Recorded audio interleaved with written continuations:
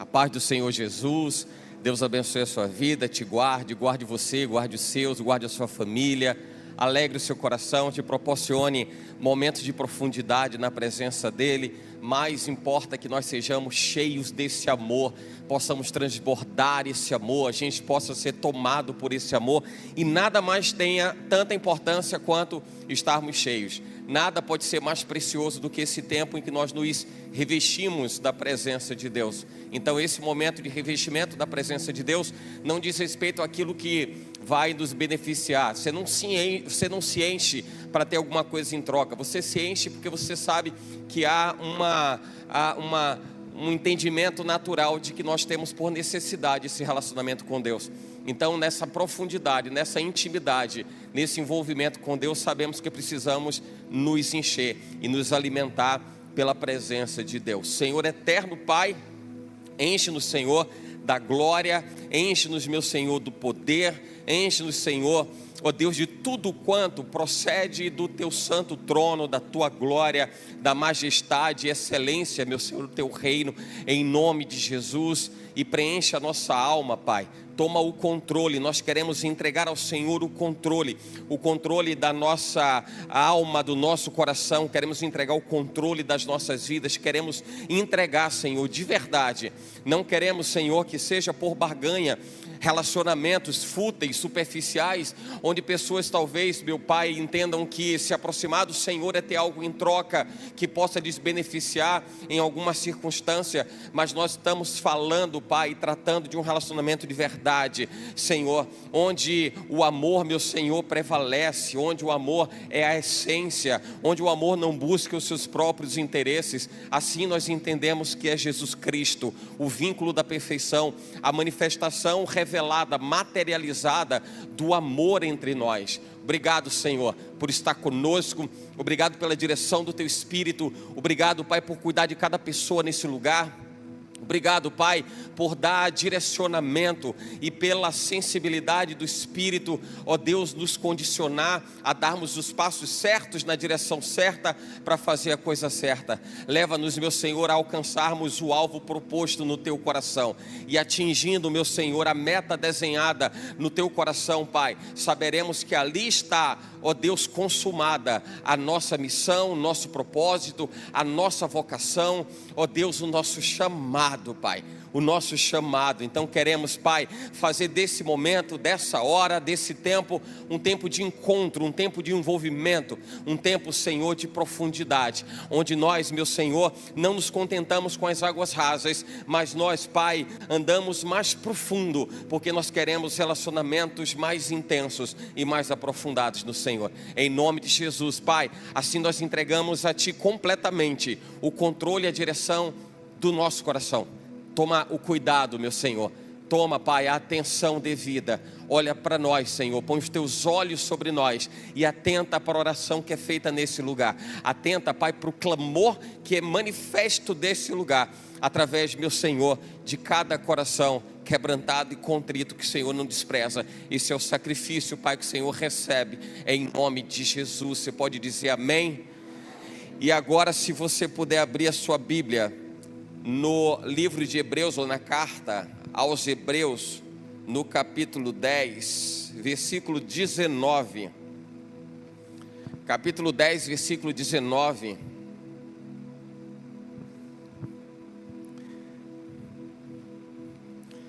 Se você encontrou, diga amém, para eu ter esse feedback de termos encontrado o texto. Hebreus, então, capítulo 10, versículo 19. O texto diz assim: tendo, pois, irmãos, ousadia para entrar no santuário pelo sangue de Jesus, pelo novo e vivo caminho que Ele nos consagrou pelo véu, isto é, pela sua carne. E tendo um grande sacerdote sobre a casa de Deus, cheguemo-nos com verdadeiro coração, em inteireza de fé, tendo o coração purificado da má consciência e o corpo lavado com água limpa. Retenhamos firmes a confissão da nossa esperança porque fiel é o que prometeu. Versículo de número 23, e nós fechamos aqui, amém? Pode tomar seu assento em nome de Jesus, louvado seja Deus. A epístola à igreja que está em Jerusalém, ou Israel, é uma epístola voltada, direcionada a quem precisava abrir o coração e se permitir a manifestação do Espírito de Deus para trazer o conceito e trazer o entendimento de quem era Jesus Cristo. Eu quero abrir essa mensagem para falar a respeito da razão pela qual nós estamos entrando nessa passagem e porque nós estamos nos enveredando por esse caminho. Qual é o entendimento a respeito disso? Porque isso tem a ver diretamente com a proposta de aproximação com Deus. A proposta é de andar perto com Deus. É de gerar um relacionamento, é de gerar uma rotina onde a gente possa andar com Deus como algo que nós tratamos de forma tão natural e tão espontânea no nosso dia a dia. Falar de relacionamento com Deus talvez seja tabu para algumas pessoas, talvez seja uma parte seleta da história de alguém, onde ela precisa definir um recorte de algum tempo, de algum momento da vida para que ela possa se relacionar com Deus. E desde a criação, nós sabemos que Deus, quando criou o homem e o fez à sua imagem e à sua semelhança, o propósito do coração de Deus era relacionamento contínuo, era relacionamento perene, era relacionamento permanente. Só que nós sabemos que volta e meia é natural das pessoas tratarem relacionamento com Deus como algo muito casual, muito específico, muito momentâneo. Talvez até dada alguma circunstância. Quantas pessoas elas buscam se relacionar com Deus como se estivessem buscando um salvo-conduto, um carimbo de Deus para validar alguma coisa que elas desejam, e em troca, na contrapartida disso, elas alimentam algo que chamam de relacionamento. Mas Deus nunca olhou para aquilo que muitas vezes nós julgamos ou entendemos que isso é relacionamento. Deus nunca olhou dessa forma. Relacionamento, de acordo com o que o Senhor prescreve na sua palavra, isso diz respeito a envolvimento, a entrelaçamento, a uma vida de contínua integração. Relacionamento com Deus é feito dessa forma. Relacionamento com Deus não é feito de forma superficial. E por que razão esse texto? Porque é apropriado falarmos da carta aos Hebreus como uma carta necessária para falar a um povo que não recebeu Jesus, a um povo que rejeitou Jesus. O Evangelho de João, no seu capítulo 1, no versículo 11, vai dizer, porque está escrito dessa forma: ele veio para os seus, e os seus não receberam. Jesus veio para os seus, e quando você entende, você tem a percepção disso, Jesus, ele é judeu, ele nasce em Israel, ele nasce hoje conhecido como Estado de Israel, como uma nação, mas ele nasce numa comunidade onde ele se apresenta e manifesta qual é o plano de Deus para o povo de Israel. Mas isso é expansivo para toda a humanidade. O projeto salvífico, ele é expansivo para toda a humanidade. Mas imagina que Jesus ele vem para os seus. O lugar onde Jesus se revela, se manifesta, onde ele realiza os milagres, é no lugar onde ele nasceu, é na área dele, é no terreno dele, é no território dele. E no lugar onde ele se estabeleceu, na terra onde ele nasceu, ele não tinha sequer a honra necessária. Então ele veio para os seus não receberam. Mas o versículo 12 de João 1 diz: mas a todos quantos o receberam, e nós o recebemos, você recebeu ele, a todos quantos o receberam, deu-lhes o poder de serem transformados em filhos de Deus. Não sei se você entende isso, mas Deus pega pessoas como eu e você, pessoas ao redor do mundo, que inclinam seus corações para acreditar que Ele é o Senhor, que Ele é o Salvador, e Ele nos recebe, nos abraça como filhos, e não necessariamente pelo fato de sermos ou não conterrâneos de Jesus Cristo. Não vale nesse aspecto a questão de sermos conterrâneos de Jesus Cristo. Na realidade, Jesus ele deixou de ser alguém tão localizado, tão restrito a uma determinada área, a uma determinada nação, e Jesus se tornou, o Senhor se tornou internacional. O Senhor se tornou completo e pleno para poder atender toda a terra, para poder salvar o projeto salvífico para toda a terra em todas as suas gerações. Mas essa carta é uma carta apropriada, esse livro é um livro apropriado e direcionado para quem teve, em toda a história descrita nas Escrituras, teve dificuldade de entender o que era relacionamento com Deus. E sempre acreditou que relacionamento com Deus era feito de uma forma entendida como uma forma religiosa de ser. Relacionamento não se faz com religiosidade. Relacionamento não se estrutura com religiosidade.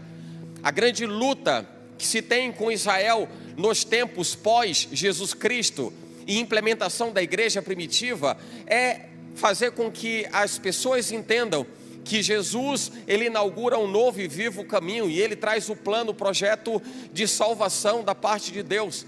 Mas imagina ter que mudar a mentalidade, o entendimento das pessoas que ainda abraçavam a lei que sempre foi estruturada ao longo da história de Israel, como sendo o pressuposto de vida espiritual das pessoas.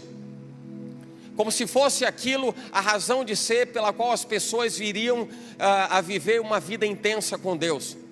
Então elas estavam presas na religiosidade. Aliás, ao longo da história e em meio a tantas civilizações, nós sabemos como muitas vezes a religião ela acaba sendo mais destrutiva para as pessoas do que construindo alguma coisa, porque ela produz muito mais o atendimento dos seus próprios interesses do que o interesse de Deus. Quantas vezes, vindo da parte de Deus, isso chegou ao entendimento do homem, ao coração do homem, trazido de Deus, do Senhor, para as pessoas, de que os seus corações, eles estavam distantes de Deus, enquanto as suas bocas proferiam que Ele era o Senhor. Isso não difere muito dos nossos dias de hoje, irmão. Não tem tanta diferença daquilo que a gente vê nos dias de hoje. Quantas pessoas abrem a sua boca para declarar que Jesus é o Senhor, mas o fundamento que traz o significado desse relacionamento parece muito vazio, muito oco, muito vazio, sem consistência. Então, entenda que a carta aos Hebreus é uma carta direcionada para quem precisava ouvir a respeito de Jesus, porque nos tempos do ministério de Jesus ele foi rejeitado, ele foi rechaçado, mas era necessário que se ouvisse que Jesus é o plano de Deus para a salvação de todo aquele que crê. Isso era difícil para o judeu entender. Aliás, até os dias de hoje, ainda é difícil para o judeu ortodoxo, principalmente, entender, porque na compreensão do judeu dos tempos de hoje, ainda ele espera o Messias que vai aparecer, e ele ainda não entendeu que o Messias já veio, e o Messias vai voltar. Jesus veio, Jesus vai voltar. Então, quando nós estamos nos referindo a relacionamento, e vemos ao longo de todas as cartas paulinas, vemos o esforço de Paulo em trazer o sentido de que Jesus é a única possibilidade de alguém viver a vida estabelecida e desejada segundo a vontade do Pai. É por Jesus Cristo, o caminho estabelecido por Jesus Cristo, a salvação definida por Jesus Cristo. Mas repito, o quanto é difícil, e você deve ter pelo menos um parâmetro a respeito disso, que você vai encontrar quando você precisa falar de Jesus para alguém que está tão distante dele, ou alguém que defende uma convicção de fé tão diferente daquela que nós sustentamos. Você vai perceber o quanto é difícil falar de Jesus. E eu falo isso porque eu lido com muitas pessoas de dentro de casa, de dentro da família, de relacionamentos familiares, amigos, que tem uma grande dificuldade de entenderem que Jesus é o caminho, Jesus é a verdade, Jesus é a vida. Para você é difícil entender isso? Claro que não. O esforço de Paulo agora é como levar para Israel, que conheceu o Messias, que ouviu falar de Jesus, mas rejeitou em todo tempo, rejeitou que Jesus era o Messias, que rejeitou que Jesus era o Filho de Deus, que deu muito mais vazão à pompa dos sacerdotes da sua época, do seu tempo. A igreja religiosa constituída pelos princípios da lei de Moisés ao longo das gerações se estabeleceu de uma maneira tão forte, tão robusta, que passou a ser um grande obstáculo para que as pessoas conhecessem Jesus, para que elas soubessem quem era Jesus Cristo. E eu volto a dizer, Você vai encontrar as mesmas dificuldades nos dias de hoje. Falar de Jesus Cristo para muitas pessoas que ainda acham que isso é apenas uma defesa de religião. E Jesus não é religião. Jesus é o Filho de Deus. Ele é o Messias e Ele é o Salvador. Está escrito na palavra que fora de Jesus Cristo não há salvação, fora dele não tem Salvador. Então isso não diz respeito à preferência religiosa, sabe? Quando alguém diz, eu prefiro fazer assim, viver dessa forma, viver desse jeito, diz respeito a uma tomada de decisão que pode mudar a vida de alguém. Aí vai o apóstolo Paulo e convictamente, com muita vontade, com muito desejo de coração, me lembra quando Paulo fala em uma das suas cartas, quando ele diz assim: eu me gastarei, me deixarei gastar por vossas almas, ainda que amando-vos cada vez mais seja menos amado. É o apóstolo Paulo dizendo: eu vou continuar falando de Jesus para você, eu vou continuar anunciando Jesus para você, e se você ficar com raiva de mim não posso fazer nada, porque eu vou te amar. Cada vez que você tiver mais raiva de mim por falar de Jesus, eu vou te amar mais ainda. Eu vou ser menos amado, mas eu vou te amar cada vez mais, porque a minha vocação e chamado é me deixar gastar, é gastar a minha alma e me deixar gastar. Eu vejo o comprometimento, eu vejo a intensidade do coração de Paulo em entender que a missão dele era mais importante do que a sua própria vida, do que as suas próprias preferências, do que as suas próprias vontades. E se tem algo com que a gente deve lutar no nosso dia hoje, nos nossos dias de hoje, é lutar contra as nossas vontades, as nossas prioridades, as nossas escolhas, porque isso só nos leva a vivermos aquilo para o qual nós fomos doutrinados desde a infância. Uma certa oportunidade, uma pessoa falou para mim assim: olha, em tratando de alguns problemas com os pais ou avós de alguém, ele dizia assim: são apenas vítimas de outras vítimas, são pessoas que passaram por situações que levaram ela a terem um pensamento, alimentarem uma mentalidade que vem se sustentando e passando de geração em geração ao longo do tempo. E muitas vezes a gente vê isso. O tradicionalismo nada mais é do que convicções que perduram, convicções que se sustentam ao longo dos tempos, Aí você vai ver alguém que vai dizer assim: é da minha tradição, minha avó sempre fez, minha bisavó sempre fez, eu faço a mesma coisa, eu repito a mesma coisa. E é esse tradicionalismo que torna-se um grande obstáculo, um grande problema, para que o entendimento das pessoas se abra para absorver algo que é importante do ponto de vista da salvação, porque a salvação só pode vir por uma pessoa, é por Jesus. E o entendimento para a salvação, ele é precedido do discernimento. O discernimento de que Jesus é o Filho de Deus, que derramou seu sangue, que padeceu no Calvário, que teve seu corpo partido, rasgado, imolado, para que, como o Cordeiro de Deus que tira o pecado do mundo, nós pudéssemos ter acesso à vida eterna. O que para você pode parecer tão simples, porque para mim isso é muito claro, isso para mim está muito claro.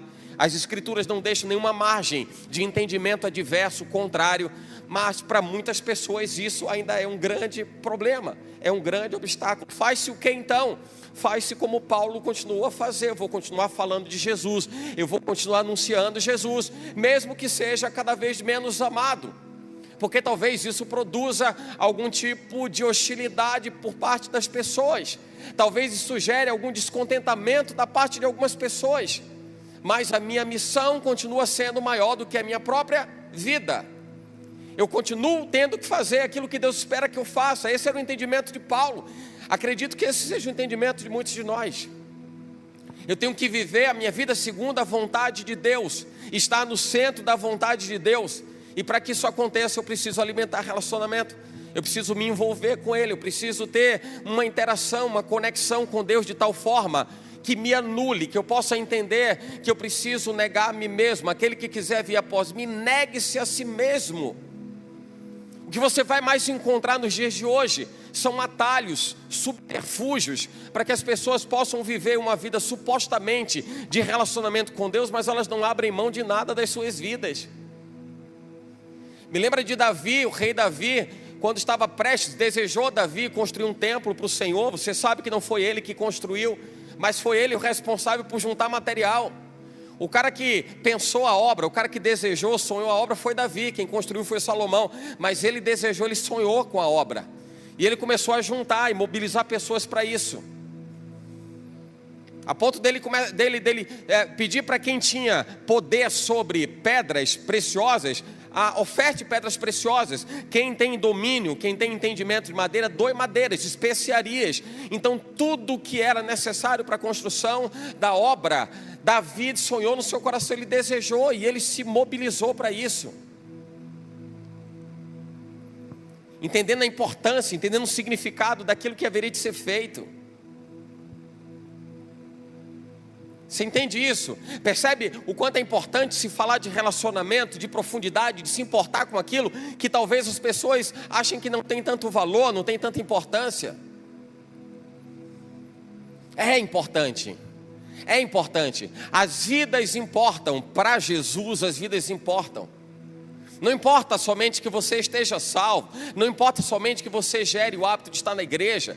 Não importa somente que você tenha a sua vida em Cristo muito bem consolidada, muito bem estruturada, lendo Bíblia, sendo um adorador, buscando ao Senhor em tempo e em fora de tempo, ajustando a sua agenda para que você não coloque ele em último plano, o que tem sido praxe na vida de muitas pessoas. Quando dá tempo de alguma coisa, então aplique-se um tempo para Deus, mas se não der tempo, não tem problema. Não é isso somente que importa. Isso é importante. Mas quando você põe a sua cabeça para fora da janela, quando você põe os seus pés na rua, quando você sai para trabalhar e você começa a olhar ao seu redor, não olhar como as pessoas olham dentro da sua rotina tão encaixotada. O que é a nossa rotina encaixotada? As pessoas vão sair para trabalhar, o que elas têm na cabeça é que vão sair para trabalhar e vão viver a sua jornada de trabalho diária, depois vão voltar para casa, vão tomar conta das suas coisas, cuidar das suas coisas, fazer as coisas que têm que ser feitas e fim de papo, foi-se o dia. Foi-se o dia primeiro, parece o dia da criação, né? Foi-se o primeiro dia. Aí as pessoas pensam assim, o dia seguinte como é que vai ser? E ela novamente tem uma nova rotina, ela tem um elenco de afazeres a cumprir. Não é isso. Quando você põe o pé para fora, quando você sai para trabalhar, quando você põe a cabeça na janela, põe a cabeça para fora, você começa a enxergar o mundo. E se você olhar com outros olhos, você vai perceber quantas debilidades existem na humanidade, quantas pessoas estão precisando de Jesus. E eu não falo com um olhar crítico, eu não estou falando a crítica pela crítica, eu não quero alimentar hipocrisia, nem levantar um time de fariseus, para que possa apontar o defeito do outro. A Bíblia fala a respeito disso, né? Antes de você apontar o cisco no olho do seu irmão, olhe que tem um margueiro no seu olho, tem uma trave no seu olho. Não quero apontar, não é a questão de apontar, é a visão de discernimento do Espírito que permite que você enxergue que existem necessidades das pessoas e que elas precisam conhecer a Jesus. Aliás, diga-se de passagem que nós precisamos continuamente conhecer a Jesus. Conhecereis e prosseguireis em conhecer ao Senhor. Mas eu quero tirar um pouco do olhar para dentro de si mesmo, para que a gente possa se importar com as outras almas. Eu quero levar a atenção às outras almas, porque se você olhar a vida de Jesus, o ministério de Jesus, ele foi pautado em aproximação com pessoas, em relacionamento. Jesus falava para multidões, Jesus se importava com as pessoas, Jesus ia até aqueles que eram tidos como pessoas que não tinham sequer a honra ou dignidade de se aproximarem de uma outra. Você vai se lembrar que Jesus ele foi rechaçado quando ele deu atenção a uma prostituta que estava prestes a ser apedrejada. Você vai se lembrar que 10 leprosos se apresentam até Jesus, e certamente quem estava por perto, vendo que se tratava de leprosos, os leprosos eles eram separados da sociedade. Você vai ver isso inclusive no Antigo Testamento. As cidades que eram, as comunidades que eram estabelecidas, tinham determinados locais separados somente para abrigar leproso. E não era para as pessoas se aproximarem, mesmo porque dentro da lei mosaica, da lei de Israel, se aproximar de um leproso era contrair a mesma maldição, ou estar na mesma condição de impureza daquele leproso. E você vai se lembrar que 10 leprosos se aproximam de Jesus e clamam por uma transformação em suas vidas. Jesus se importou com essas vidas. Ele não deu as costas. Relacionamento. Todo o ministério de Jesus Cristo é fundamentado em relacionamento, em aproximação, em disseminação da palavra, disseminação da semente de transformação de vidas. Ide por todo mundo pregar o evangelho. Não é fique na sua casa ou se limite às 4 paredes dos cômodos do seu lar. É ide por todo mundo, faça com que a sua voz seja uma caixa de ressonância de Deus, seja a própria voz de Deus, uma trombeta viva na terra, para falar às pessoas a respeito do projeto de salvação de Deus por Jesus Cristo. Tudo isso para a gente entender o quanto é importante o relacionamento com Deus, não a troco de alguma coisa, não para que se sustente uma percepção de relacionamento onde alguém quer buscar apenas os seus próprios interesses, como se Deus estivesse preocupado apenas em atender as suas necessidades e a vida de alguém lá fora pouco importa. Nisso está o papel da igreja, nisso está o fundamento da igreja, nisso está a razão de ser da igreja. Precisamos nos aproximar de Deus em todo o tempo. Não cabe somente o fato de ser um domingo, da gente poder estar dentro da igreja, não cabe. Porque amanhã é um novo dia, e nesse novo dia, tendo culto, não tendo culto, você estando aqui ou não estando aqui, você vai continuar precisando de Deus. E você vai precisar gerar uma ambiência que te fortaleça na presença dEle, que você seja cheio dEle. É o Salmo 51, versículo 17. Os sacrifícios para Deus são espírito quebrantado. Espírito quebrantado não faz acepção de lugar, espírito quebrantado não faz acepção de horário. Espírito quebrantado é espírito quebrantado, irmão. Um espírito quebrantado e contrito, está escrito, ele não despreza. E se ele não despreza é porque o Senhor espera que alguém possa entender que precisa reclinar o seu coração, o seu espírito para dizer: Senhor, eu preciso me fortalecer em Ti. Às vezes eu penso em algumas coisas para poder gerar um entendimento. Olha só, isso me veio agora, somente para tentar ser um pouco didático. Quando você pega algum eletrodoméstico e você pega a tomada dele, você coloca a tomada, conecta a tomada do eletrodoméstico, seja lá que aparelho for, você coloca na tomada da sua parede, aquela tomada não vai negar energia, porque a energia sempre esteve nela, a corrente elétrica sempre esteve nela. O que vai fazer com que aquele aparelho funcione ou não é se ele está conectado ou se ele não está. E quando você não está com esse aparelho conectado, aquela tomada continua tendo corrente elétrica, tem energia elétrica passando por ela. Ela não nega corrente elétrica. A vida do crente, que se não tiver com a sua tomada lá plugada, conectada em Deus, não vai entender o que é o funcionamento da sua vida conforme a vontade do Pai. E na hora que ele desplugar, que ele desconectar, ele vai precisar entender que ele desplugou, que ele desconectou por vontade própria, mas nunca deixou de ter a fonte de energia, a fonte de águas vivas, nunca deixou de jorrar. Foi alguém que não quis mais receber. E eu vou dizer uma coisa: a vida, na nossa rotina, a vida vai impor circunstâncias que talvez seja mais fácil dar atenção a um monte de coisa e deixar relacionamento com Deus em segundo plano. E talvez a gente esteja precisando viver as maravilhas que a Bíblia nos traz a respeito de relacionamentos com Deus. Você vai ver em Deuteronômio, capítulo 34, versículo 10. A Bíblia fala de Moisés, um homem que tinha um relacionamento com Deus de uma forma diferenciada, porque você só vai encontrar na Bíblia se falar a respeito de Moisés como alguém que falava face a face com Deus, como qualquer pessoa fala com seu amigo. E isso me chama a atenção para o nível de relacionamento, para o grau de relacionamento, para a intensidade de relacionamento. E esse relacionamento, pelo que a igreja em Israel, a carta aos Hebreus, está anunciando para Israel tendo, pois, irmãos, ousadia para entrar no santuário pelo sangue de Jesus, pelo novo vivo caminho que Ele nos consagrou. O texto está falando para a igreja em Israel. Olha que essa é uma carta para a igreja. Há uma igreja constituída no lugar onde Jesus nasceu, no lugar onde Jesus viveu, no lugar onde Jesus realizou milagres. Mas parece ser um lugar difícil das pessoas entenderem. Parece ser complexo o entendimento de que o Senhor tinha se revelado aos homens, o projeto de salvação tinha sido inaugurado, tinha sido revelado e partilhado com as pessoas em Israel. E pelos lugares de Israel por onde Jesus andou, Cafarnaum, que foi um lastro ministerial de Jesus, Jerusalém,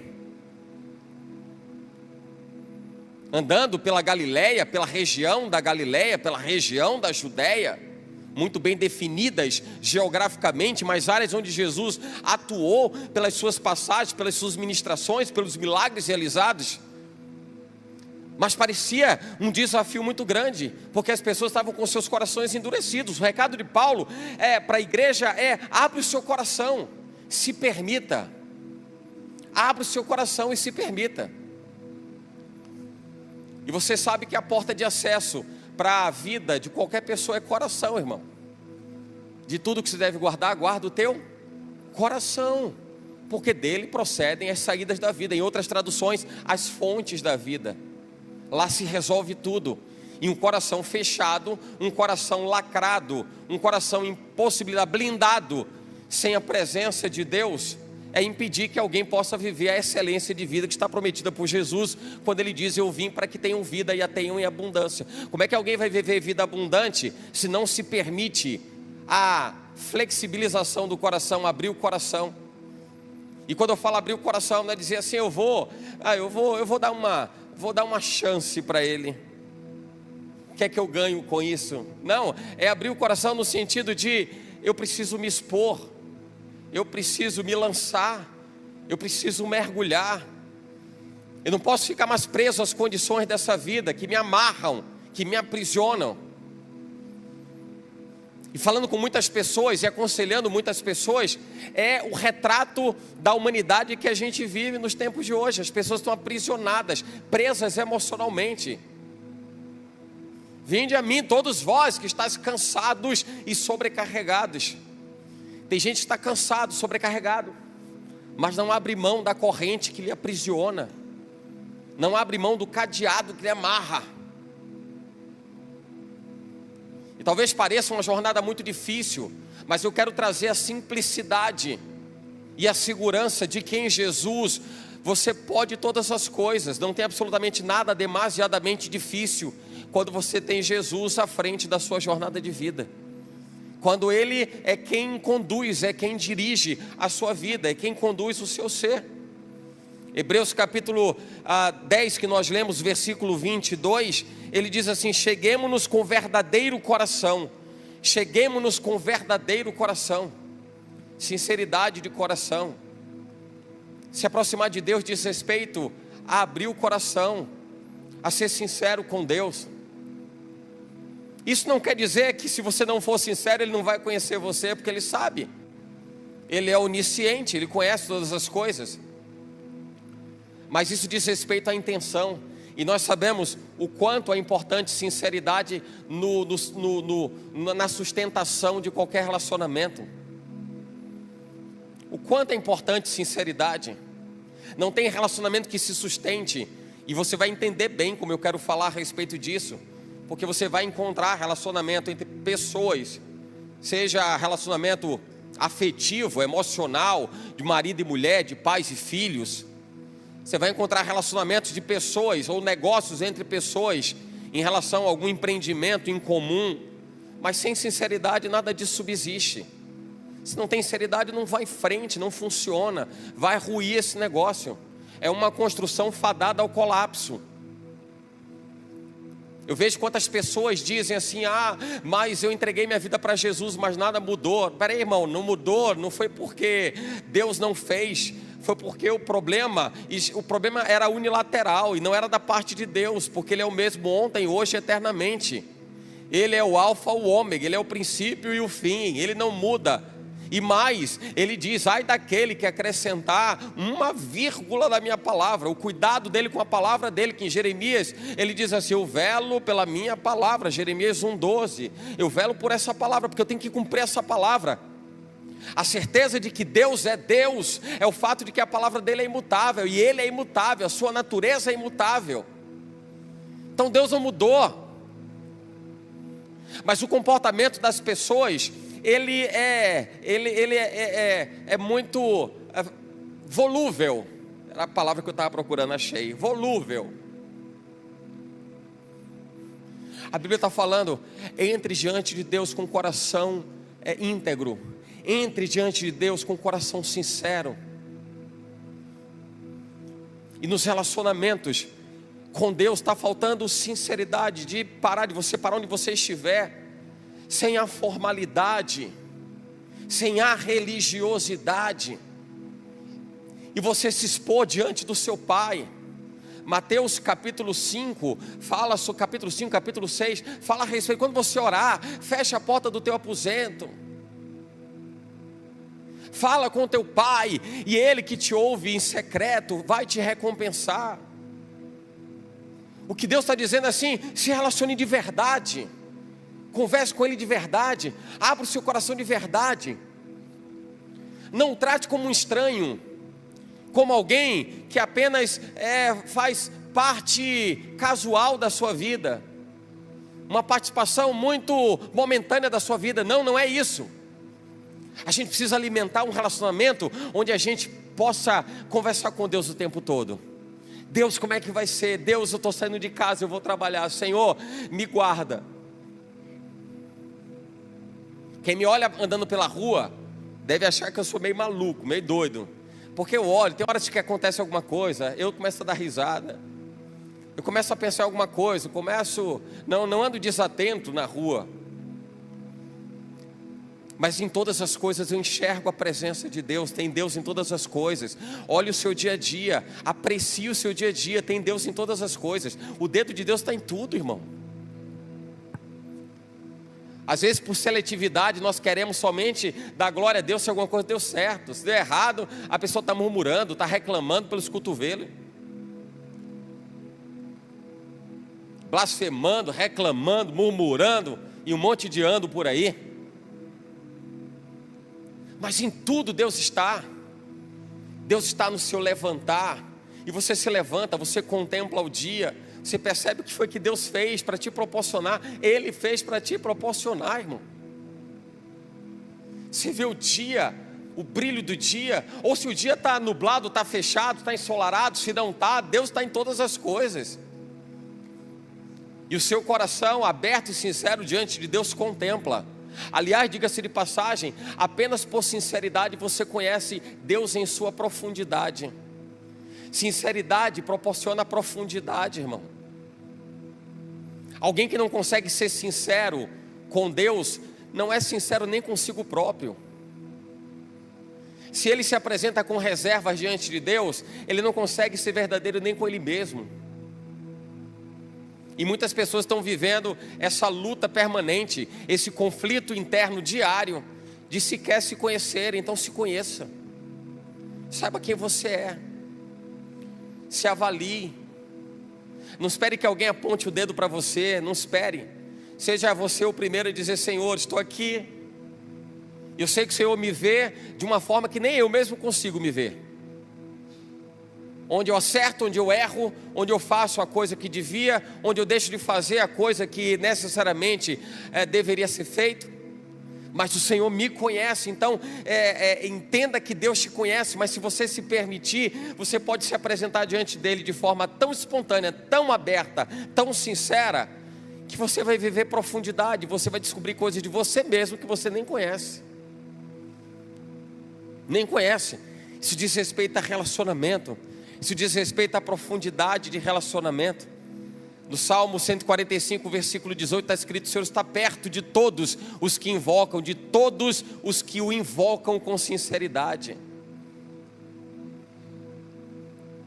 O seu clamor, a sua súplica, a sua oração, a sua busca com sinceridade, Diz ainda no Salmo 42, 1 e 2: como a corça anseia por águas correntes, a minha alma anseia por ti, ó Deus. A minha alma tem sede de Deus, o Deus vivo. Você precisa de Deus, nós precisamos de Deus. Mas o coração quebrantado, sincero, o coração aberto, o coração despojado diante de Deus, não cheio de crosta, não cheio de reservas, não cheio de formalidades, para que pelas formalidades nós não sejamos achados falhos diante de Deus. O apóstolo Paulo falava disso e dizia para que pela excelência das revelações que eu recebia de Deus, que eu recebi de Deus, pelas muitas revelações, me foi dado um espinho na carne. E Paulo está falando a respeito daquilo que poderia trazer para ele presunção, a vaidade. Deus se revelou, não é isso. Deus se mostrou a mim. Deus não é a vaidade, não é a arrogância, não é a prepotência. É o prazer do relacionamento, é o prazer de viver com Deus, é o prazer de você poder acordar. Eu falava alguns instantes atrás sobre o nosso projeto de leitura bíblica. Fizemos já várias vezes aqui na igreja. Projeto de fazer a leitura bíblica é para gerar o prazer de você poder ler. Embora a gente tenha dentro do programa de leitura, a gente tem lá o número de capítulos, de versículos para serem lidos. Não, isso é somente para você entender a necessidade da leitura, de você poder meditar. Está escrito dessa forma: medita nessa palavra de noite e de dia, não se aparte da tua boca o livro.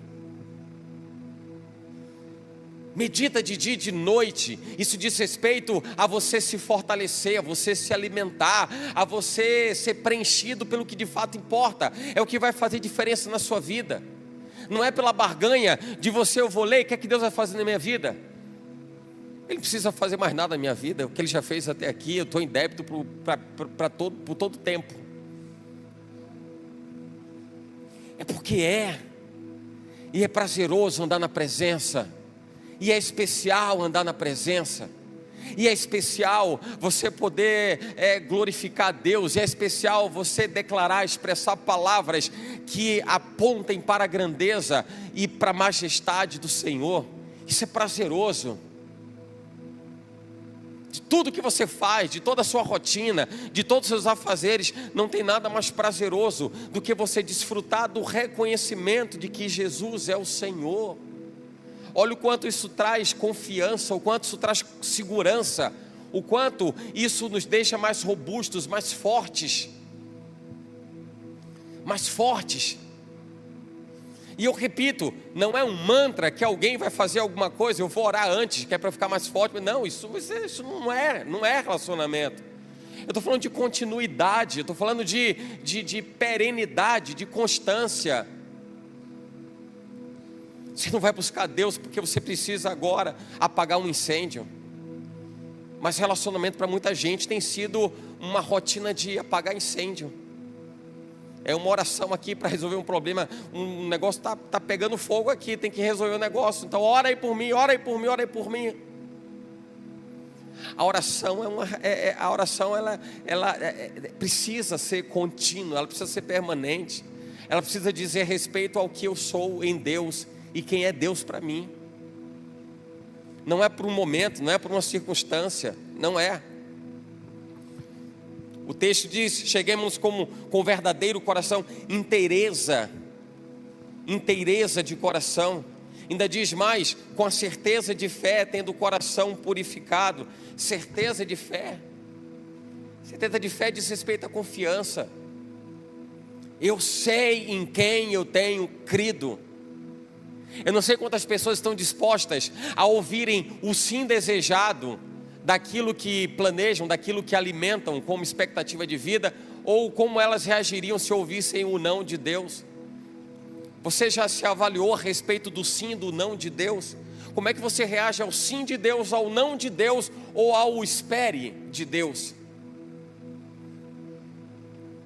Às vezes nós rejeitamos o comportamento de criança, quando a criança de forma mal criada disse, né, que a criança faz malcriação, quando ela é contrariada em alguma coisa que ela deseja.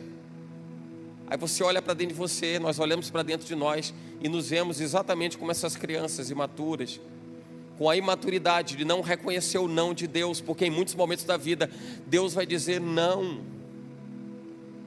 e eu vou precisar ser crente suficiente para reagir ao não, entendendo que a vontade dele é boa, é perfeita e é agradável. Quem sabe o melhor para você não é nem você mesmo, irmão, nem você mesmo. Nós vivemos por paixões momentâneas. Sabe o que é a paixão momentânea? É aquilo que alimenta a nossa alma por um determinado tempo. Parece que aquilo é tudo na sua vida. Eu faço algumas avaliações da minha própria vida e vejo como eu me comportava muitas vezes assim, quando eu era criança, adolescente, uma idade mais elevada e mais. E como nós temos uma natureza e que ela sofre um ou outro ajuste. Se você perceber, toda a sua vida a partir dos 12 anos, ela sofre pequenas mudanças. Tudo que você vive, ou boa parte daquilo que você vive, está constituído até os 12 anos de idade. É o que você viu, o que você experimentou, as suas emoções experimentadas até essa faixa etária, até que você se permita de fato uma mudança profunda. Isso vai ser extremamente radical, mas normalmente nós carregamos a nossa herança da infância, a herança emocional da infância, até a vida adulta, até a vida senil. Nós carregamos da infância. Então eu paro para observar muitas coisas daquilo que para mim foram paixões do momento. O que é a paixão do momento? Você está querendo comprar alguma coisa. Eu quero comprar esse negócio, Dificilmente alguém vai parar para dizer assim: será que realmente preciso comprar esse negócio? Por isso que a Bíblia fala do homem obstinado. Preocupação com o homem, com o ser humano obstinado. Quando os homens começaram a construir aquela torre, foi conhecida como Torre de Babel, ou Torre de Confusão. Foi o desejo das pessoas em levantarem uma torre para que elas pudessem chegar no céu. Você vai ver que na Bíblia está escrito assim: Deus fala, eia, desçamos. Aí há um entendimento de que está tratando da trindade. Eia, desçamos e confundamos a língua dos homens, porque a partir de agora, tudo aquilo que eles desejarem fazer, eles vão fazer. Coração obstinado. Quando a gente quer alguma coisa, é bem assim, a gente está obstinado, a gente quer. Depois que tem, larga de mão. São as paixões do momento. Tem determinada coisa que você tem, que de repente, nos primeiros dias você teve um cuidado absurdo. E depois desse período, vencido um determinado prazo, aquilo que você tinha tanto cuidado, parece que já não tem mais. Não sei se você está me entendendo, mas se eu trouxer, por exemplo, outros casos, não me refiro agora somente a questões, a bens materiais ou objetos, mas, por exemplo, casamentos, relacionamentos entre pessoas. Já vi muitas pessoas dizerem assim: olha, eu acreditava que ele era o meu príncipe encantado. Olha, eu acreditava que ela era aquilo que Deus a coroa, porque a Bíblia fala que a mulher é a coroa de Deus para o seu marido. Pensava que aquela mulher era a resposta de Deus. Não, de repente foi o ímpeto de viver o relacionamento, quando para depois de um tempo, mas será que era isso mesmo? Será que eu não poderia ter esperado? Será que eu não poderia ter entendido e ter discernido qual era a vontade de Deus? Na verdade, nós queremos arrumar justificativas para fundamentar as nossas próprias escolhas. Não era necessário fazer desse jeito, porque eu tinha certeza que era desse. Não era. Você só arrumou uma desculpa para validar o que você sempre quis fazer e nunca tirou da sua cabeça. Quando a Bíblia fala de confiança, esteja diante de Deus com confiança. Só se estabelece confiança numa relação sincera. Só se estabelece confiança num relacionamento verdadeiro. Por isso que a carta para os hebreus, a carta para a igreja de Israel, entre com confiança, apresente seu coração com confiança, com certeza de fé, com segurança de fé. E aqui o esforço para que se desconstruísse o entendimento de que era a lei, e aquela igreja cheia de debilidade, cheia de problemas da época, sustentando que a lei era o que estabelecia um relacionamento das pessoas com Deus, um relacionamento de verdade. Desconstruir esse negócio era um trabalho muito grande. Tem que desfazer esse negócio. E curioso, eu falava hoje pela manhã, faz sentido no que eu quero trazer agora, essa correlação, que nós vivemos num país que talvez seja um dos países mais idólatras do mundo. Vivemos num estado e numa cidade, especialmente num dos lugares mais idólatras do nosso país, por exemplo. E vá você tentar desconstruir a ideia. Vá você dizer assim, mas não é isso, não é isso. Você vai perceber o quanto é difícil ter que desfazer a ideia de que não é por A, por B ou por C, é por Jesus. É por Jesus, é por Jesus. Aí, ao mesmo tempo, o Espírito de Deus vai falando no seu coração, olha, não é por força nem por violência. E tem horas que a gente está querendo empurrar Jesus goela abaixo, não é? É porque isso está tão claro para a minha vida, para a sua vida, que nós desejávamos que também para outras vidas fosse claro que só Jesus é o caminho, só Jesus é a verdade, só Jesus é a vida. E às vezes a gente vai encontrar do outro lado uma dificuldade tal que a gente vai talvez até se exceder um pouco daquilo que deveria fazer. Não é por força nem por violência, é pelo meu Espírito. Não é por força nem por violência, é pelo meu Espírito. Não é por força nem é por violência, mas é pelo meu Espírito. Aí nós vamos entender por que alguém como Paulo, que era tão cético, era tão racional e era um cara tão projetado em sua vida a viver aquilo que ele acreditava, que era a lei mosaica, a lei de Moisés, era um cara amplamente, totalmente religioso, como alguém muda de uma hora para outra. Jesus pega ele, a experiência dele é literal com Jesus. Ele vê Jesus Cristo numa circunstância em que ninguém mais que está perto dele vê, ninguém viu, só ele viu. Fica cego por uns dias, e eu entendo que aquele foi um momento necessário para ele, porque se ele fica cego, a Bíblia deixa claro o quanto o olho é importante no contexto da gente absorver a informação da vida que a gente vive. Cuidado com o olho, cuidado com aquilo que você olha, cuidado com aquilo onde você põe os seus olhos. E diz ainda a Bíblia, se o teu olho for mau, todo o teu corpo vai ser mau. É melhor arrancar o olho fora e lançar ele no fogo do que o corpo todo queimar no inferno, né? Olha a importância disso, olha o significado disso.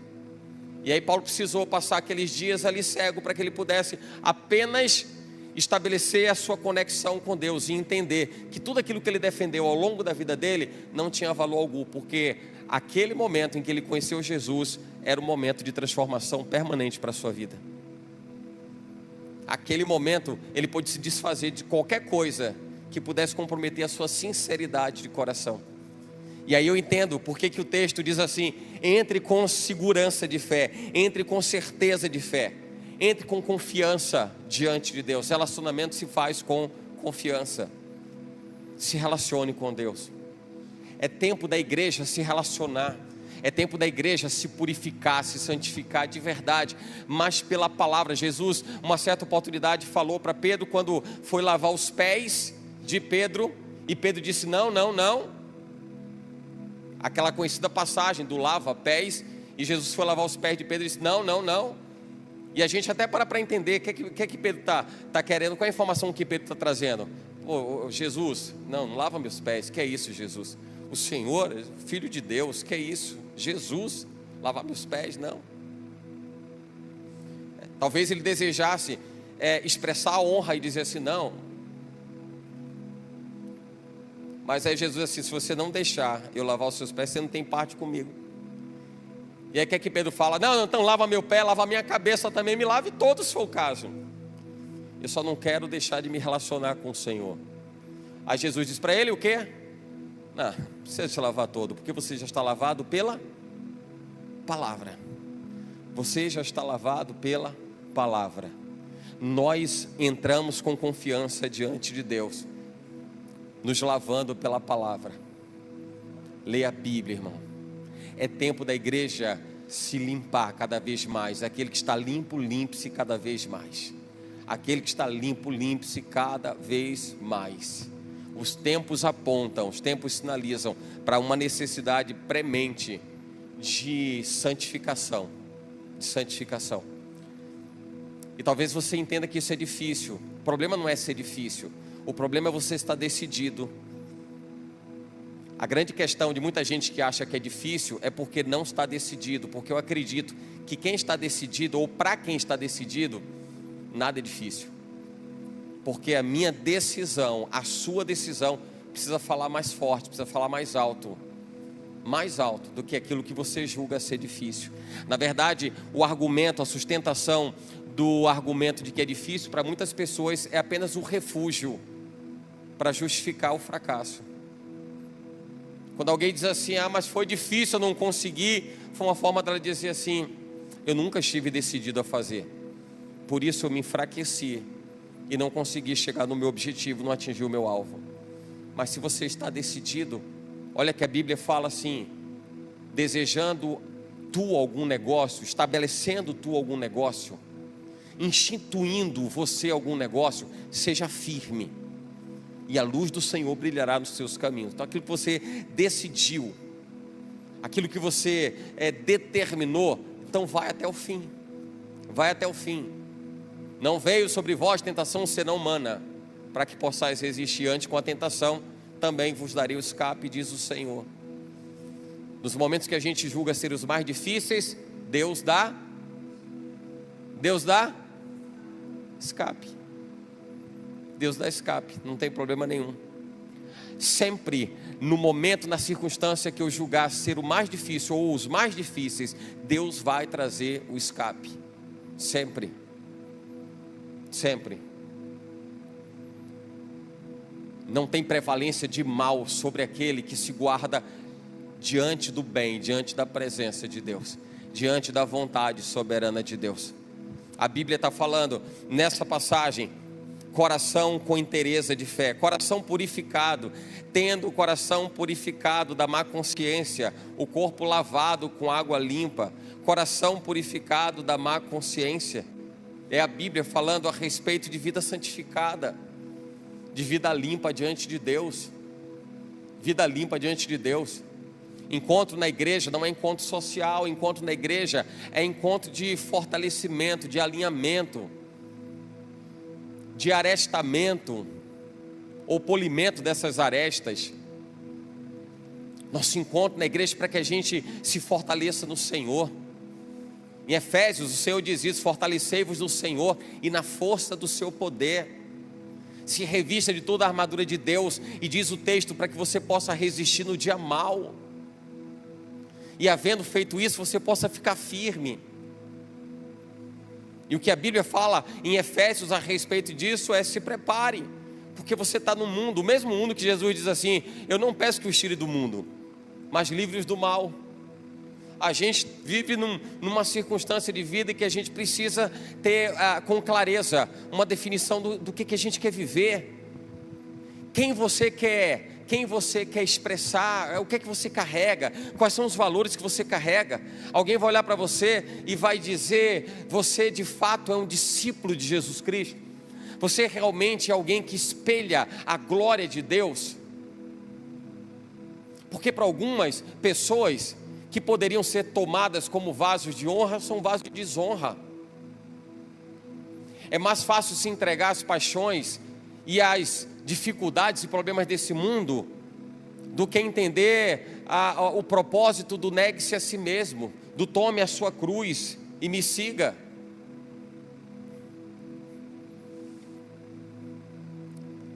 E volta e meia eu me lembro de Paulo, e lembrando quando Paulo dizia, e Paulo disse assim, ninguém me inquiete, porque eu trago no meu corpo as marcas de Cristo. E toda vez que eu paro para falar um pouco de Paulo, eu começo a pensar, a refletir a respeito da propriedade com que Paulo falava. Um cara que foi tão cético, uma pessoa que foi tão racional acerca do que ele entendia ser a direção correta de uma vida na presença de Deus, e depois da experiência de conversão dele, ele percebe que tudo aquilo, e ele fala a respeito disso, eu reputo por perdido, tudo aquilo que eu juntei ao longo do tempo. Não tem valor, não tem significado, não vale, não presta, não tem importância. O apóstolo Paulo,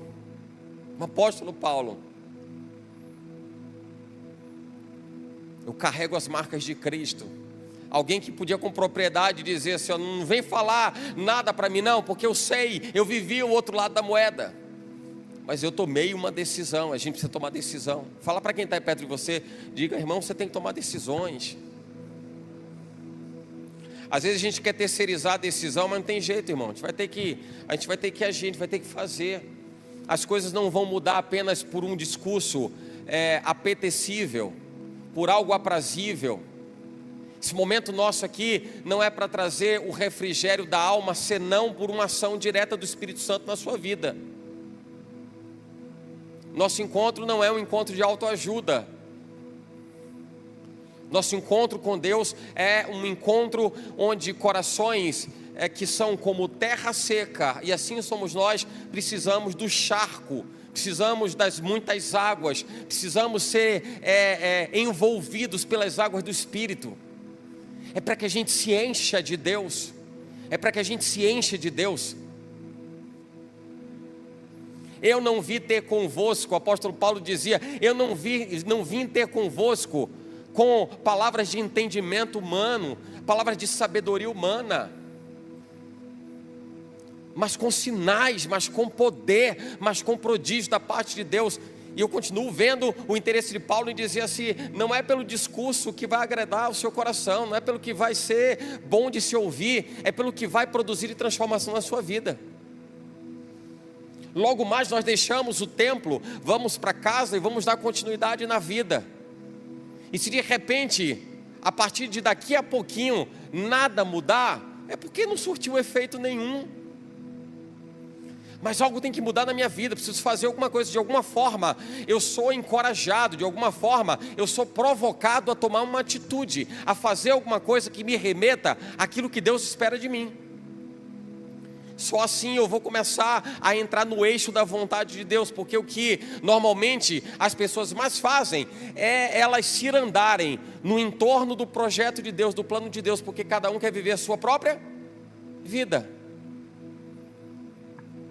Agora não vivo mais eu, mas Cristo vive em mim. Agora não vivo mais eu, mas Cristo vive em mim. A gente está precisando viver um tempo onde a gente possa trazer esse versículo de Gálatas 2:20, trazer esse texto com uma clareza muito grande. Agora não vivo mais eu, mas Cristo vive em mim. Agora eu não faço o que eu quero, eu faço a vontade de Deus. E eu replico aquilo que o próprio Jesus disse e dizia: a minha vontade é fazer a vontade do meu Pai que me enviou. A minha vontade é fazer a vontade do meu Pai que me enviou. Relacionamento com Deus. Busque estar mais perto dele. Queira mais. Por mais que você alimente um relacionamento permanente, contínuo, o quanto vale para você se você conseguir mais tempo ainda, se você se dedicar mais tempo ainda. O Salmo 51:10: cria em mim, ó Deus, um coração puro, renova em mim, Senhor, um espírito reto. O quanto vai valer estar diante de Deus relacionado de tal forma que cada vez mais você vai ter intensidade, você vai buscá-lo. Busque ao Senhor enquanto se pode achar. Jeremias: buscar-me-eis e me encontrareis, quando me buscardes de todo o vosso coração. O quanto vai valer você buscar, cada vez mais buscar. Então orareis e eu ouvirei. É o clamor do coração de Deus dizendo: fala comigo, filho. Ora que eu estou ouvindo aqui. Clama que eu estou ouvindo aqui. Clama a mim e responder-te-ei. Eu quero anunciar coisas grandes e firmes que você não sabe. Mas me busque. Me busque, me procure. Vai chegar um tempo em que as pessoas procurarão e não terão mais. Porque alguém presumir que vai ter muito tempo de vida, muito tempo para decidir, muito tempo para escolher. A Bíblia fala porque o tempo é hoje, é agora. E eu creio que nesse contexto de geração em geração, de tempos em tempos, de momento pós momento, que Deus está à procura dos verdadeiros adoradores. O que é Deus procurar verdadeiros adoradores? Pessoas que entendam o valor, a importância de se relacionar com Ele. A gente precisa se relacionar com Deus. não é se preparar para uma mensagem, não é fazer alguma coisa para ser um pré-requisito para realizar outra. É decidir viver uma vida de relacionamento com Deus. E a única coisa que você precisa é defender sobre você mesmo um tempo e um momento onde você possa se relacionar com Ele. Se envolva com Deus. Se envolva com Deus. Tenha tempo para Ele. Ele quer o seu coração. O Senhor quer o seu coração. Ele quer você por inteiro. Amém?